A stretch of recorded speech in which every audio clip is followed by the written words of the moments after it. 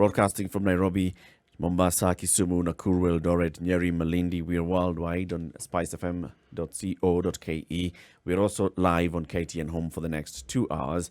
Before we begin the hour, C.T. Muga, you'll remind us today's proverb. If you think you are too small to make a difference, try spending a night with a mosquito. If you think you're too small to make a difference, try spending a night with a mosquito. Mm-hmm. It'll show you that you're not. Mm-hmm. that you're not too small to make a difference. After all, what does it do? Might has nothing to do with before you size. squash it, it'll keep you awake a good minute. Well, you need to find it first before that happens. But by that time, it'll have achieved. You will be awake. It would have achieved its goal. Yes, because you will be awake, wide awake. And that is not the purpose for which you go to bed, to stay wide awake. Yeah.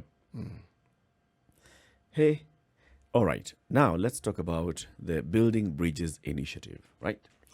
So we know that after the handshake in 2018 between the president and the leader of ODM, Raila Odinga, they then decided to come up with the Building Bridges initiative.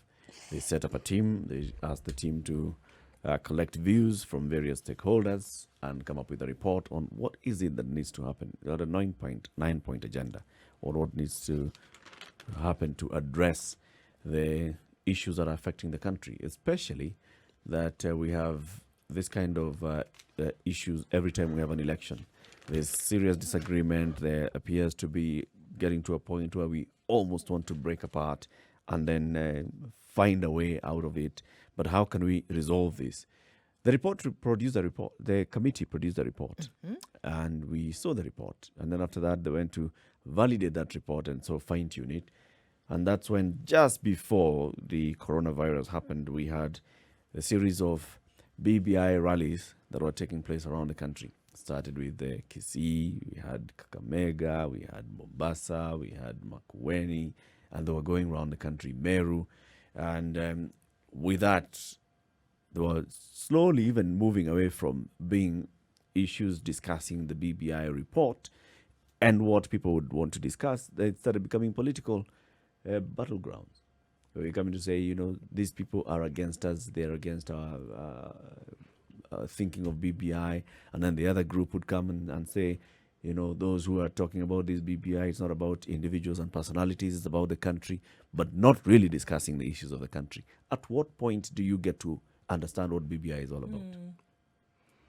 I think the point begins with actually understanding the contents of the BBI and understanding that this is the final. This has gone through all the processes, and what is being presented is what is intended for the public to consume. It begins with that. If we discuss what has been presented or what was given as, should we say, a draft copy, draft copies can change, right? But the gist of it was, if I were to understand and if I'm to quote what the president was reported as having said yesterday was, there are all these issues that we keep having in this country. And one of the things that we want to consider is we want to make sure that we settle some of these issues once and for all. We want a situation where this winner-takes-all mentality, which is corrosive and poisonous, we want to cure it. We want to make sure that this issue does not arise again. And this BBI, among other things, will help us settle that. That is the gist of what the president is quoted as having said. Now, anyone listening to that says, how can this possibly be a bad thing? Because in all honesty, if you look at the political tensions that we have, it arises from what the president has clearly stated. But because it is considered to be a political move, it will have a political response. And the political response will not be to support it, but to dismantle it as much as one possibly can, and to find ways of finding fault with it at every given turn. It's also possible that this initially very clear and straightforward agenda of let's look at what is it that ails us can also be overtaken by politics, can also be hijacked by politics and political agenda. When you get to a point where the issue now is we need to change our constitution Who says we need to change our constitution? Who's told you? Is that what the people have said? You see the Did the report at any point say constitutional amendment? When it becomes that is the main issue, that now we need to change our constitution because this constitution is not serving us well, because this is how we need to go. We haven't gotten to a point where the discussion has percolated down to these are our issues. We are in agreement that these are the issues. Some of these issues need constitutional cure. Others do not require constitutional cure. They require policy cure or legislative cure or just a mind shift. When we now move it all down and say, you know what, we need a referendum. We need to change our constitution. We need so that we can cure our country. But that's the same conversation we had 10 years, 15 years ago. For the last 30 years, we've been talking about we need to change the constitution. We did change the constitution. We actually got a new one. Yes. But what I think is being referred to as an amendment, constitutions get amended all the time. True. You see, the moment you mention amending the constitution, unfortunately, in Kenya, what is seen to be at the back of the minds of those who want to amend it is something nefarious, something which isn't good, something that good cannot simply emanate from. That's really what we're discussing. If indeed the amending of a constitution is just precisely what it says, it can, that in itself cannot be negative. The question is, what is it being amended for? Yep. And is there a need for it to be amended? Now, without those questions answered, is where then you would get that feeling where people think, okay, the only reason why this is being amended is then to favor some people or to favor some kind of dispensation. Without you giving the information as per what all this entails, can you really blame the pocket of people who think in that manner? Unfortunately, you can't. I mean, it's it creates a vacuum again, and in order to fill it, if you don't fill it with the right information, people will fill it with what their perceptions are.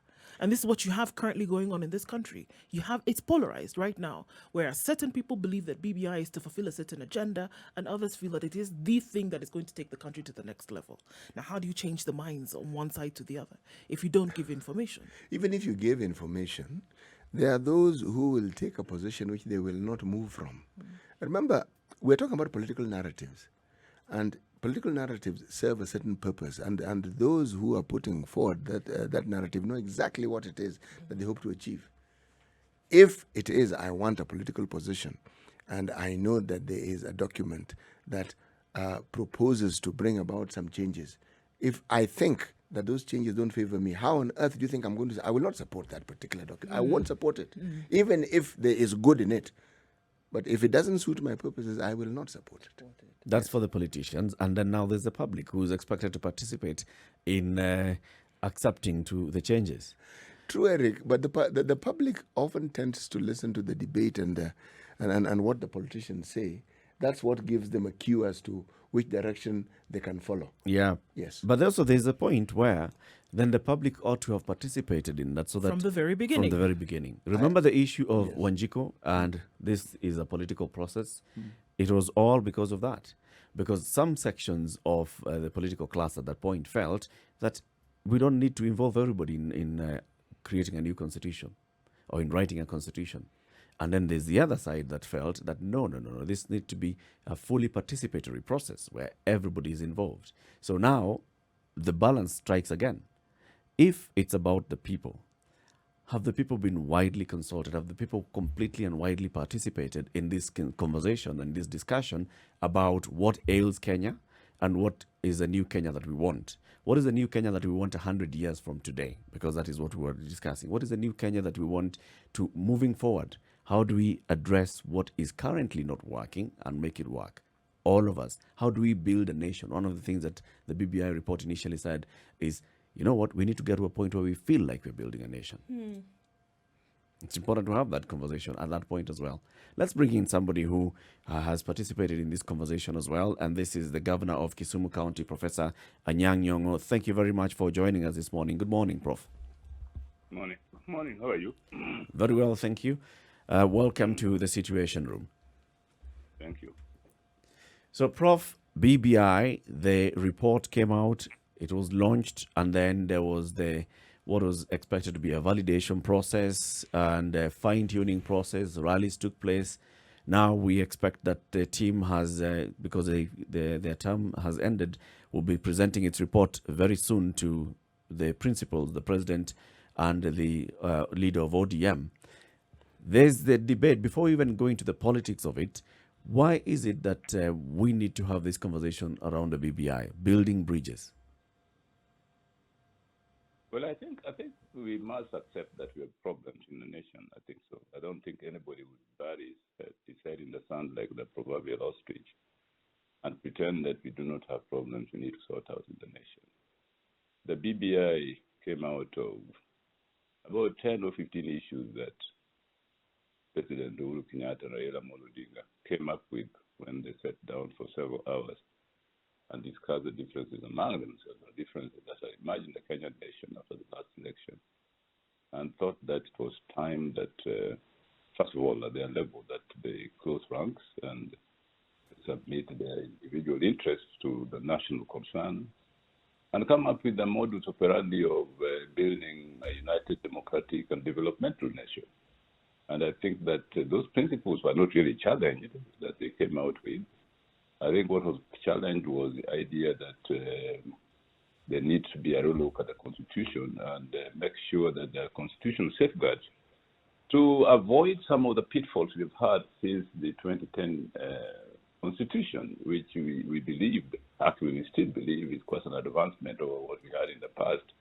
But still, the idea of contested bitter elections, contested bitter politics, polarization of the nation on issues that can be resolved, I thought that was something that is worth looking into and subjecting to national debates. Now, I really believe, rather than have a zero-sum game where we say either the BBI or nothing, or I don't support the BBI, or it doesn't really help.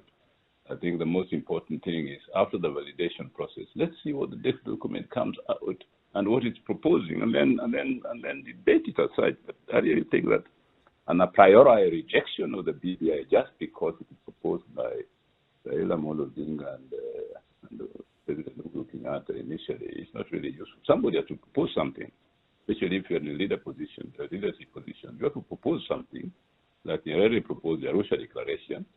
And people say, yeah, let's see if the nation can be based on the basis of the Arusha Declaration. So let's give it a chance. Let's see what comes out and then debate it. Prof, there's some people there. I mean, there's a particular side already, and we talk about polarization around this whole debate. And there are those who already have picked a hard position against the BBI for several reasons, saying that, and one of them that has come out is that to change the constitution to favor some positions. What would you have to say about that? Even if we're saying give it a chance and let it come out, people have already taken position. Yeah, but that's unfortunate. I mean, there's nothing I can do about that myself. And really, I mean, these are adults over 18 years of age, and they're entitled to their positions. But I don't think it is rational.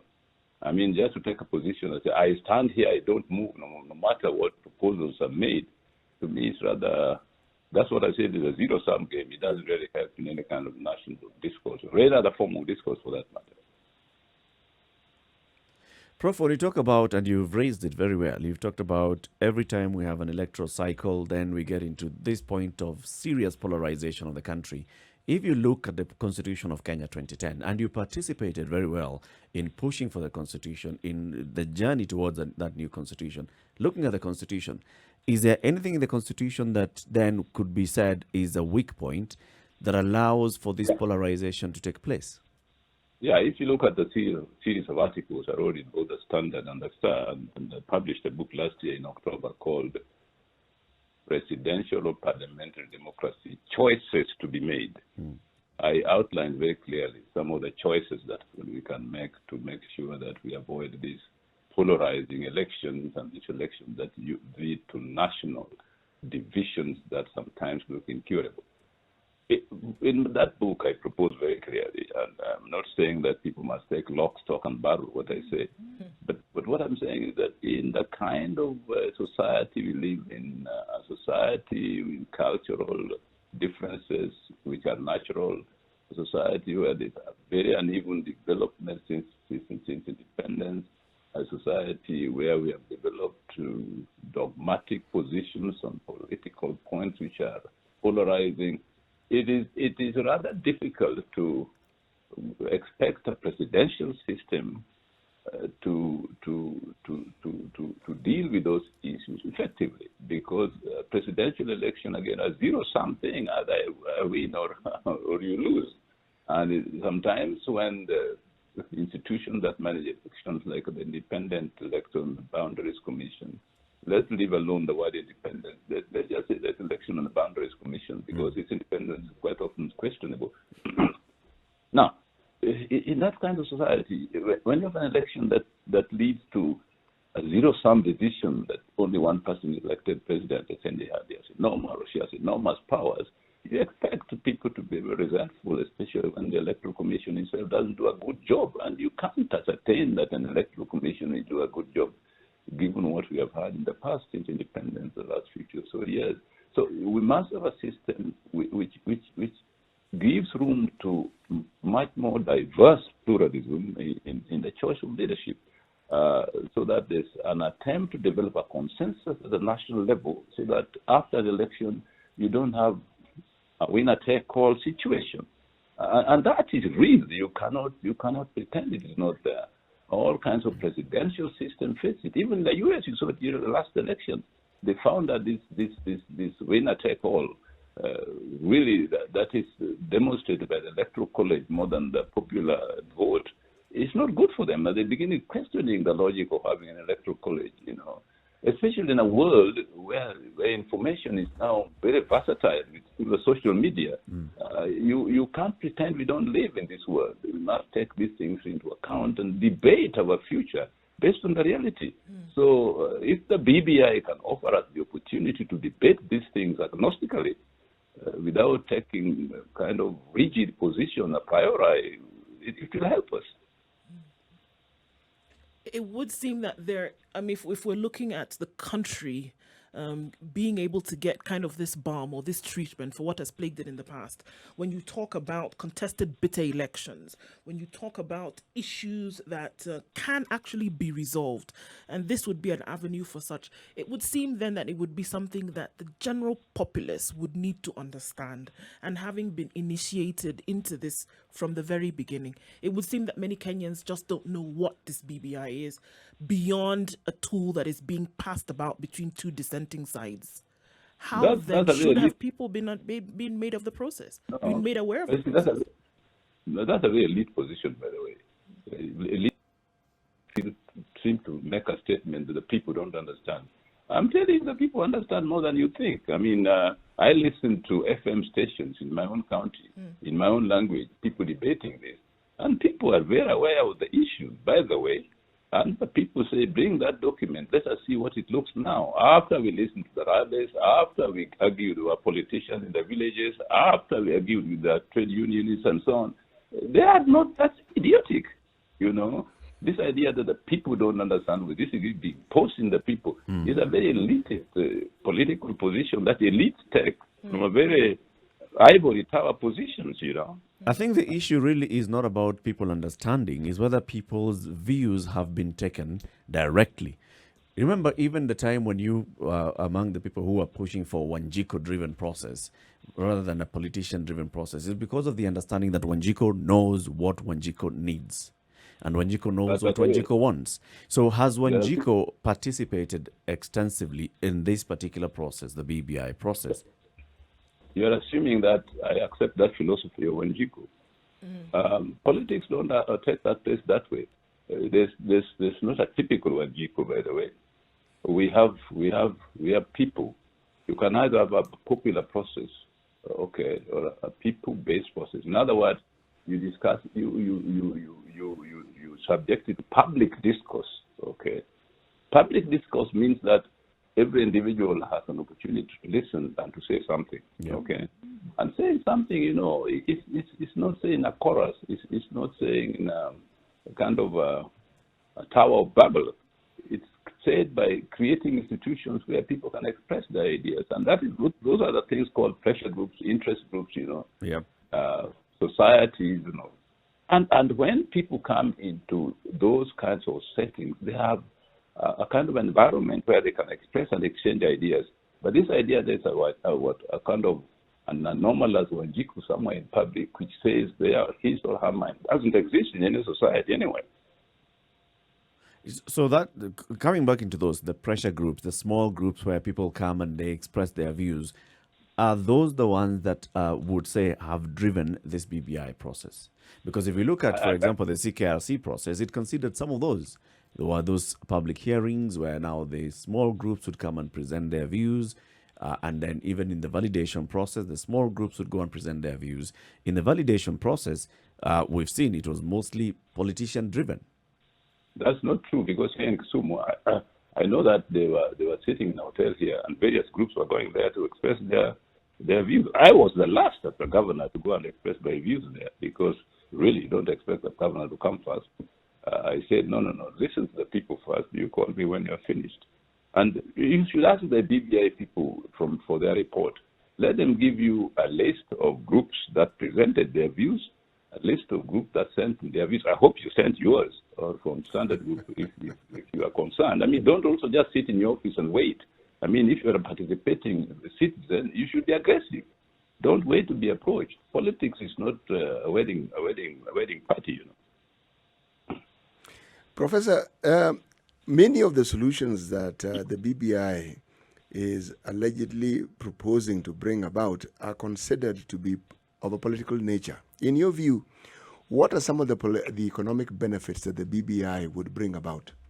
Speaking with us is Professor Anyang Nyong'o, the governor of Kisumu County. We are talking about BBI. Is BBI really the solution that we need as a country at this point in time? Are the contents of the BBI, we don't know them yet because the report hasn't been made public after going through validation and fine-tuning process. But looking at the initial draft report and looking at the process that has happened so far, is this the route that we ought to take, and what kind of support is this? When you come back out of this break, you'll respond to C.T. Muga's question. C.T., you would ask the question. Just repeat the question again for the Prof. Well, the question is, if we were to look at what has been discussed in the public domain regarding the BBI, a lot of the discussions around the politics or about politics. My question was, what, in His Excellency's opinion, are some of the economic benefits that the BBI proposes to bring about? One of them is, one of the biggest advancements in the 2010 Constitution was devolution. And then the principle of implementing devolution so that devolved units can get enough resources to undertake the functions specified in Schedule 4 of the Constitution was based on allocation of what is called division of revenue. And the percentage proposed in the 2010 Constitution has proved rather inadequate. I think BBI has proposed that at least 35% of the national budget be devoted to revenues going to the counties. I don't think 35% myself is enough. If you look at other jurisdictions, usually it ranges from 45 to 75 because that would mean changing Schedule 4 of the Constitution and giving the counties more functions. I think this is a very valid discussion to have, given what devolved units have done since 2013. On the average, we've just undertaken a survey, an analysis of what we call post-COVID-19 economic recovery strategy for counties, county by county. Kenya Institute of Public Policy Research and Analysis, and that proposal is validated. And we have found what the counties have done and what they are capable of doing given more resources. Now, that report is going to be launched soon. And I think it can be a basis of discussion to go to BBI because I believe on evidence-based discussion, not speculation and emotion and so on. So that is something which is very important that needs to be looked at. The other issue is unequal development for historical reasons, what are usually called historical injustices. Now, the word injustice may be emotional, but it is ethically true. I mean, the historical injustices, people who made these decisions might not have been aware fully of the long-term consequences, but they have had serious consequences in terms of national development. And if you're going to now have national cohesion progressively, we have to address them. We cannot again bury our heads in the sand like proverbial ostrich and think they don't exist. Or think that because they don't affect our region, it doesn't matter in the nation. But the nation in one unit, and the process of national integration is a very difficult process, and something that at one point some sections of society must make sacrifice so that it becomes a reality. That is a proposal in the BBI, and I know when they came to Kisumu, I discussed with them a very serious proposal, and sometimes they put glibly that it is between the high potential areas and low potential areas. Well, the idea of high potential and low potential is no longer true. It might have been true at independence times, and indeed development has followed that. But now it's changing. I mean, if you look at what's happening in Kitui, for example, where Charity Ngilu is capable of putting up a Kekotech textile factory. And Iguana is doing a mango factory, and Tichilo here in Kakamega is one of the GIS most advanced centers in the nation. Now, you must know that if we put better resources, we wake up potential in various parts of the country we are not aware of. And I think that when people just throw away the BBI with the bathwater saying that for politicians, it's kind of silly, if you ask me. If you look at those that you've basically just mentioned, they're about entrenching devolution and making sure that devolution then works better to bring more service delivery to the people. Then there is a proposal by the political class to have a third tier of government. What's your position on that? Well, you see, there's already a third tier of government in devolution. The regional blocks. Our proposal, my proposal, maybe I shouldn't say ours, but quite a number of governors share this with me, is that there are two ways of having integration: juridical integration and organic integration. You see, you like the BBI is proposing juridical integration, where you are saying we want to establish a third level of evolution. I'd rather prefer the organic integration, which has come as a result of the regional box. That now needs some juridical interpretation, okay? So use the organic emergence of blocks, which reflect the reality in the regions and the economic demands of the regions and prerequisites in the region, and then turn it into law. My preference would be don't come with the third tier, which is completely irreverent to what has emerged organically. You've also been a big proponent, as you talk about parliamentary system, parliamentary democracy, of proportional representation. And seeing that is one way of also better advancing the practice of our democracy. Explain that to us. Well, look, proportional representation is not something which has fallen like manna from heaven. Proportional representation exists in reality in various countries, whereby in South Africa, for example, a party is given seats in parliament with respect to the number of votes it gets in an election. Okay, now that is proportional representation with regard to party strength in an electoral process. Proportional representation can also be seen in terms of certain social categories in society.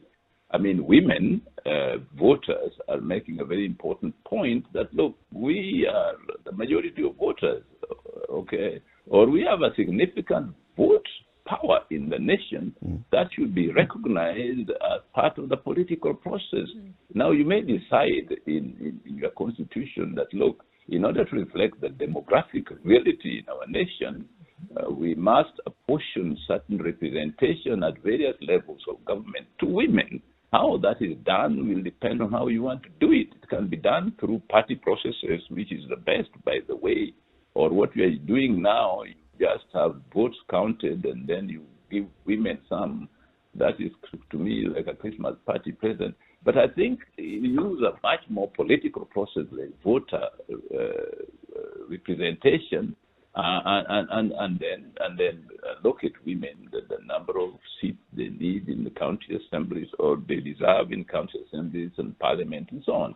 So that is a debate that should be carried out when the BBI comes out. What type of proportional representation do you have in Kenya? What can we learn from our other jurisdictions? And what can we learn from our experience without me saying this is what we need to have in Kenya? No, I can't say, look, what we have in Kenya must reflect the social and political and cultural realities in Kenya. What kinds of demographic characteristics in our nation need to be represented proportionally in decision-making bodies.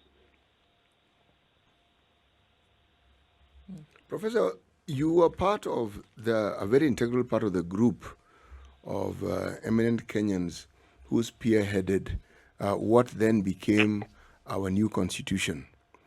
I am certain that this discussion that we're now having came up about what sort of government we should have. What prevented us from actually bringing this to a reality? Because Naivasha was a compromise thing. I mean, Naivasha put aside a lot of issues that we were very committed to. I'm telling you, we were there in the Prime Minister's boardroom when report came from Naivasha that we had decided the presidential system. I mean, you could hear the pin drop in that room. We were shocked, but we said, look, I was Secretary General of the party. I was not in Naivasha for that matter. I reclused myself from being in Naivasha because we wanted other voice to be heard. And the Secretary General, I must be in a position to arbitrate among various points of view in the party. But when they came with this presidential thing, I thought they were coming from some moon or something. I mean, really. But there it was. We decided, well, to begin going back now, it's rather difficult politically. The nation needs to move forward. We shall discuss these things subsequently. In any case, the opponents had said that the 20% of the constitution was not needed to be looked into. They said, well, let's wait and see when we can look at this 20%. Time has come to look at that 20%, and I don't know why people are holding very fast kind of dogmatic position that we oppose the BBI. Well, they say the 20% should be looked into. What's wrong with looking at that 20% now? Is it because you want to throw away the message with the messenger? It's not good throwing away the message with the messenger. I mean, the message must be carried by some messenger one way or the other. Like Jesus came with this message, he was crucified, but now we are following him all over the world, calling ourselves Christians. We are never even there. Looking at changing the constitution, as you go down the road, other instances might come up whereby, the country as a whole says, well, okay, in order for this to work for us, the constitution must be changed. Or we need to look at making, an amendment here or there. Looking at a document that essentially leads or guides the people, do you advocate for constant changing, even when it has not been completed? In terms of its but see, a constitution is always a work in progress. Look at Switzerland. Every time I go to Switzerland, I find they are holding a referendum in one way or the other. The Swiss perhaps are the highest highest holding of referendum per capita in the world. I mean, look, just look at the history of every country. I mean, the constitution are not there like Kitnikai. They don't move. No, they move with history. Even the British, you remember, they entered the EU. Recently, they voted to get out of it. I mean, it was not easy, but history changes, and the constitution of nations and the political institutions which govern nations change over time. And one just needs to reasonably look at the reason being given for the need for that change and discuss it agnostically. There are those that argue, Prof, that the clamor to make amendments to the Constitution is the failure or reluctance by the political class to implement some sections of the current Constitution. If you look at our current Constitution, if you were to grade our implementation, how would you rate it? 0 being very bad and 10 being very good. By the way, the political class is not a homogeneous class. The political class is a divided class in all kinds of ways. So the phrase the political class sometimes is also very vague, by the way. Kenyans like, a phrase comes up and they cling to it as if it is immutable, Politicians, yes, that's a word I can respect. Politicians, yes, in various shades and descriptions, do not want certain sections of the Constitution to be implemented in full. And they have selfish reasons. And you have to look at, for example, the 15%, which is a very little percentage. Why is it that it should take 3 months in Parliament for it to be decided upon? Why? When you know that those 3 months that they pass, people are suffering on the ground, the services not being delivered. The county governments don't have the weapon to deliver those services. Any human being would say, look, these are our people, they vote for us. Let's do this thing quickly so that they can have it. No. But the same politicians we're talking about will haggle over it for all kinds of reasons until cows come home. So how do we then, as the citizens, protect ourselves from these politicians and their selfish interests, like you say? So when you see politicians in the forefront of leading amendments to the Constitution, and you look back and you ask yourself, have they implemented this Constitution truthfully and to the letter? But they are the ones that are clamoring for an amendment to the same Constitution. How do we trust the same politicians? But we are saying they are the same citizens who vote them in. I mean, why are you excluding yourself from the responsibility? I mean, yes, it is not just the politician, you too. So you are not holy. You are part of the problem too. Because you don't want to understand the issues. You always take sides also, you see. So we must get involved in this all together, There must be a genuine national debate and responsible debate over the issues. Look, that's why if you know that the cake is too small to be eaten, find ways of baking it, make it bigger. I'll give you a proposal, for example. We know today that the historical reliance on growing our economies through the export of raw materials cannot work. The cake cannot be grown using that economic mode of development. We know today that when we gave up import substitution industrialization in the 80s because of pressure from the World Bank and the Bretton Woods institution, we did a mistake. We know today that if we do not have effective infrastructure in our nation, we cannot have proper economic integration and growth. We know that today. We must make decision, one, to build our infrastructure first, forward. Secondly, to restructure the economy to make sure that we export manufactured goods. We make effective use of export processing zones, special economic zones that are being established to grow our economy. This requires a stable political system, not a political system that changes day and night. So that decision makers who made decisions yesterday are not decision makers who make decisions tomorrow. That's the reality. How do you create a system that will do this? If we don't have that concrete debate and we look at BBI in an emotional way, we shall not do it. We shall not be like Malaysia. So, Professor, are we saying therefore that what the BBI will do is to try and correct some of these ills that have bedeviled us for the longest time? Is that what we're saying in a nutshell? It should do that. As far as I'm concerned, from my discussion with them in Kisumu, it should do that. I'm waiting for that document to see how it does that. But I know for certain that what President Kenyatta is doing now in Kenya is exactly what Eisenhower did in the U.S. after the Second World War. He learned from the Germans that the Autobahn is a good thing for the U.S. He went to the U.S. and made it interstate highways. Whatever he called it, it could have called it Autobahn, but he didn't want to use that German word. He used English word, interstate highways. We need those kind of highways here in Kenya today as early as yesterday. We need infrastructure that will make it possible for our economy to grow. If Uhuru Kenyatta can do it, let him do it. If somebody else comes in and do it, let him do it in a political system that is stable. That doesn't matter who is on top, but that will continue the economic model that will grow this economy and help our people. If we look at some of the proposals, the political proposals that have been discussed very many times, creation of several posts at the national level so that you enhance cohesion. This is, saying if we want a parliamentary system, then you have a prime minister, whether powerful or not, then you have a couple of deputies. But this brings in the wider representation of various regions in the country. Is this one of those things that you would advocate for as creation of a stable system? if it is indeed it can do that, why not?